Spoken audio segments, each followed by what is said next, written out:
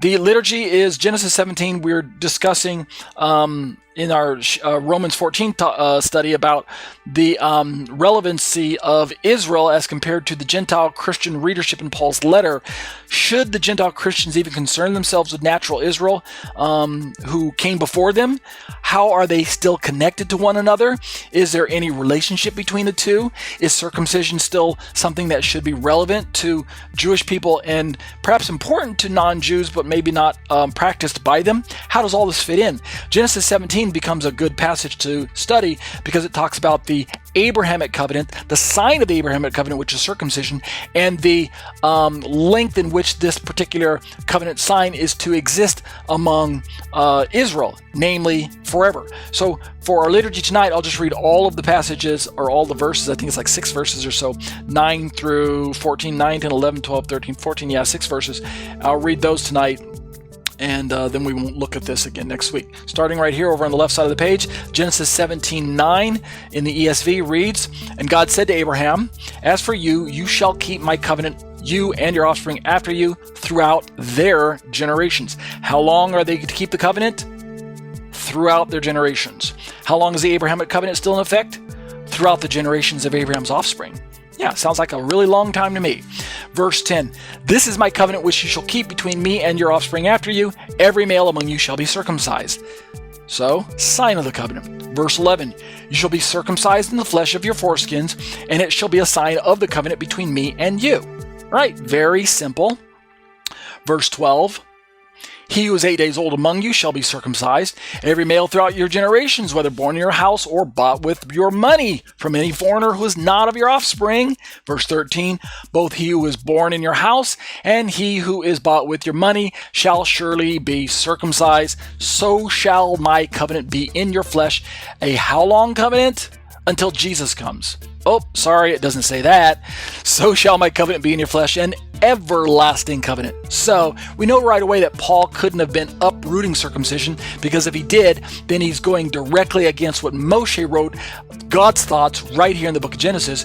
No, Paul could not have simply put an end to what God is establishing. And then the last verse, verse 14, "Any uncircumcised male who is not circumcised in the flesh of his foreskin shall be cut off from his people. He has broken my covenant." So, very simple and easy to understand if you just read it at face value and understand that God is establishing an eternal covenant with Abraham and Abraham's offspring, and the sign of this eternal covenant also has eternal significance. Circumcision has not been done away with at the coming of Messiah, and it was certainly not uprooted in Paul. And we're going to read about that challenge in the very next passage in Galatians. But let's first go back and read the Hebrew real quick. Let me just rattle this off for you real quick, starting over on this side of the page. Starting in verse 9, the Hebrew says, "Vayomer Elohim el Avraham va'ata et briti tishmorata v'zadacha acharecha l'doratam." Verse 10, "Zot briti asher tishmuru beini uvenechem, uvein zadacha acharecha himo lechem kol zachar." Verse 11, "Unmaltem et basar arlatchem, v'haya leot brit beini uvenechem." Verse 12, "Uven shmonat yamim yimo lechem kol zachar ledorotechem, yalid beit umichnat kesef mikol ben nechor asher lo mizarachahu." Verse 13, "Himol yimol yalid beitcha umiknat kaspecha v'haita briti bivsarchem livrit olam."